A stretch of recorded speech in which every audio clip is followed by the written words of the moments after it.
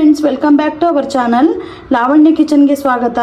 ಇವತ್ತಿನ ರೆಸಿಪಿಲಿ ನಾನು ಪಾಲಕ್ ಪಲಾವ್ ಮಾಡಿದ್ದೀನಿ ನೋಡಿ. ತುಂಬ ಚೆನ್ನಾಗಿ ಬಂದಿದೆ, ತುಂಬ ಉದ್ರುದ್ರಾಗಿ ಕೂಡ ಬಂದಿದೆ, ಹಾಗೆ ತುಂಬ ಟೇಸ್ಟಿಯಾಗಿ ಬಂದಿದೆ.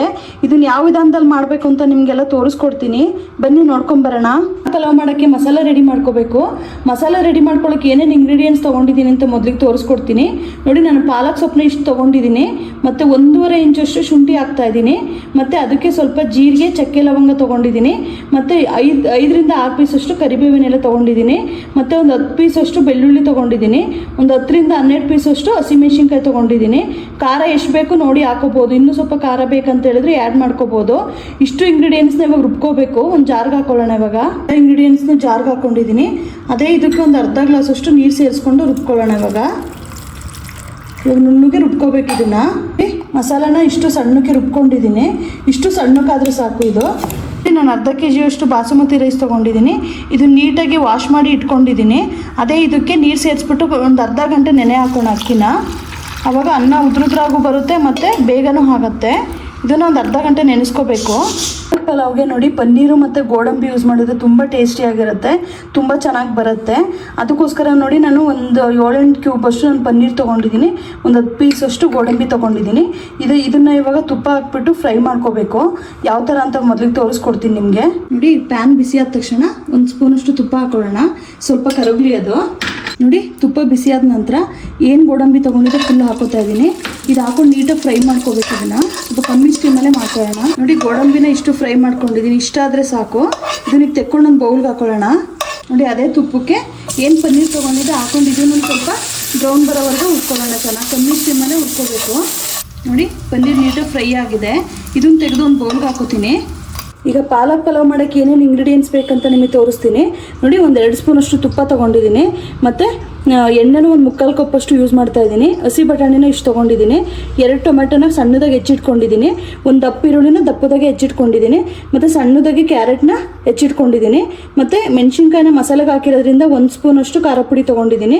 ಬೀನ್ಸು ಸಹ ಸ್ವಲ್ಪ ಮೀಡಿಯಮಾಗಿ ಹೆಚ್ಚಿಟ್ಕೊಂಡಿದ್ದೀನಿ, ಸ್ವಲ್ಪ ಪುದೀನ ತೊಗೊಂಡು ಹೆಚ್ಚಿಟ್ಕೊಂಡಿದ್ದೀನಿ ನೋಡಿ. ಇಷ್ಟು ಪಲಾವ್ ಪೌಡರ್ ತೊಗೊಂಡಿದ್ದೀನಿ, ಸ್ವಲ್ಪ ಅರಿಶಿನ ಪುಡಿ ತೊಗೊಂಡಿದ್ದೀನಿ, ಮತ್ತು ನೋಡಿ ರುಬ್ಕೊಂಡಿದ್ನಲ್ಲ ಮಸಾಲೆ ಇದು, ಮತ್ತು ಇದಕ್ಕೆ ಸ್ವಲ್ಪ ಗರಂ ಮಸಾಲೆ ತೊಗೊಂಡಿದ್ದೀನಿ, ಸ್ವಲ್ಪ ಬಿರಿಯಾನಿ ಪೌಡರ್ ತೊಗೊಂಡಿದ್ದೀನಿ, ಮತ್ತು ಚಕ್ಕೆ ಲವಂಗ ಎಲ್ಲ ಮಸಾಲೆಗೆ ಹಾಕಿರೋದ್ರಿಂದ ಒಂದು 2 ತೊಗೊಂಡಿದ್ದೀನಿ. ಚಕ್ಕೆ ಲವಂಗ ಪಲಾವ್ ಎಲ್ಲ ತೊಗೊಂಡಿದ್ದೀನಿ, ಮತ್ತು ರುಚಿಗೆ ತಕ್ಕಷ್ಟು ಉಪ್ಪು ತೊಗೊಂಡಿದ್ದೀನಿ. ಈಗ ಒಗ್ಗರಣೆಗೆಲ್ಲ ರೆಡಿ ಮಾಡ್ಕೋಬೇಕು. ಯಾವ ಥರ ಅಂತೇಳಿ ನಿಮಗೆ ತೋರಿಸ್ಕೊಡ್ತೀನಿ. ಕುಕ್ಕರ್ ಬಿಸಿಯಾಗಿದೆ. ಅದೇ ಇದಕ್ಕೆ ಏನು ಎಣ್ಣೆ ತೊಗೊಂಡಿದ್ದೆ 3/4 ಕಪ್ಪಷ್ಟು ಪೂರ್ತಿ ಹಾಕೋತಾ ಇದ್ದೀನಿ. ಅದೇ ಇದಕ್ಕೆ ತುಪ್ಪ ಏನು 2 ಸ್ಪೂನ್ ತೊಗೊಂಡಿದ್ದೆ ಅದನ್ನು ಫುಲ್ ಹಾಕೋತಾ ಇದ್ದೀನಿ. ಪಲಾವ್ಗೆ ಎಣ್ಣೆ ತುಪ್ಪ ಈ ಥರ ಒಟ್ಟಿಗೆ ಹಾಕೋದ್ರಿಂದ ತುಂಬ ಟೇಸ್ಟಿಯಾಗಿ ಬರುತ್ತೆ. ಸ್ವಲ್ಪ ಬಿಸಿ ಆಗಲಿ. ಎಣ್ಣೆ ತುಪ್ಪ ಎಲ್ಲ ನೀಟಾಗಿ ಬಿಸಿ ಆಗಿದೆ.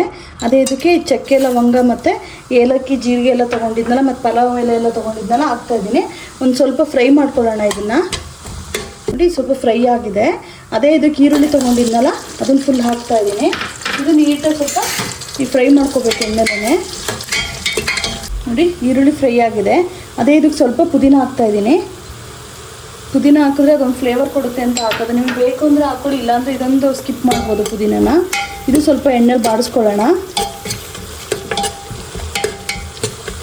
ಥರ ನೀಟಾಗಿ ಬಾಡಿಸ್ಕೊಂಡು ಸ್ವಲ್ಪ ಬಾಡಿದ್ರೆ ಸಾಕು. ಈಗ ಅದೇ ಇದಕ್ಕೆ ನೋಡಿ ಕ್ಯಾರೆಟು ಬೀನ್ಸ್ ಹಾಕ್ತಾಯಿದ್ದೀನಿ.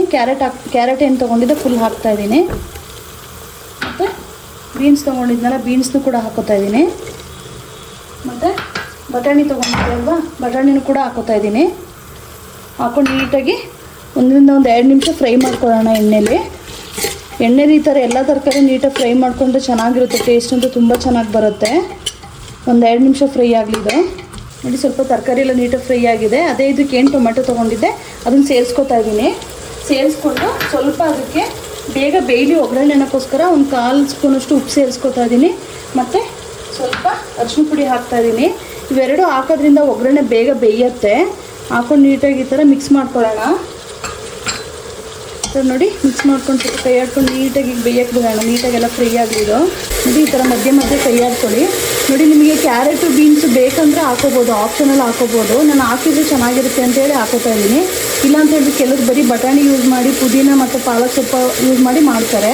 ನಾನು ಚೆನ್ನಾಗಿರುತ್ತೆ ಅಂತೇಳಿ ಕ್ಯಾರೆಟು ಬೀನ್ಸ್ ಹಾಕೋತಾ ಇದ್ದೀನಿ ಅಷ್ಟೇ ನೋಡಿ. ಈ ಥರ ಸ್ವಲ್ಪ ಕುದಿ ಬಂದ ನಂತರ ಏನು ತೊಗೊಂಡಿದ್ದೆ ಪಲಾವ್ ಪೌಡ್ರ್ ಹಾಕ್ತಾಯಿದ್ದೀನಿ ಫುಲ್ಲು, ಮತ್ತು ಅದೇ ಇದಕ್ಕೆ ಬಿರಿಯಾನಿ ಪೌಡ್ರು ಹಾಕ್ತಾಯಿದ್ದೀನಿ, ಮತ್ತು ಅದೇ ಇದಕ್ಕೆ ಸ್ವಲ್ಪ ಗರಂ ಮಸಾಲೆ ಹಾಕೋತಾ ಇದ್ದೀನಿ.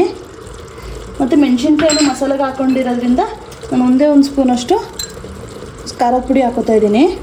ಹಾಕೊಂಡು ನೀಟಾಗಿ ಎಲ್ಲ ಮಿಕ್ಸ್ ಮಾಡಿಕೊಂಡು ಇದು 1 ನಿಮಿಷ 1-2 ನಿಮಿಷ ಇದನ್ನು ನೀಟಾಗಿ ಫ್ರೈ ಆಗಕ್ಕೆ ಬಿಡೋಣ. ಆಗಲಿ ಇದು ನೋಡಿ, ಇದೆಲ್ಲ ನೀಟಾಗಿ ಕುದ್ದಿದೆ. ನಮಗೆ ಕುದ್ದಿದೆ ಅಂತ ಹೇಗೆ ಗೊತ್ತಾಗುತ್ತೆ ಅಂದರೆ ನೋಡಿ, ಈ ಥರ ಎಣ್ಣೆ ಬಿಟ್ಕೊಳ್ಳುತ್ತೆ, ಅವಾಗೆಲ್ಲ ಇದು ರೆಡಿಯಾಗಿದೆ ಅಂತ.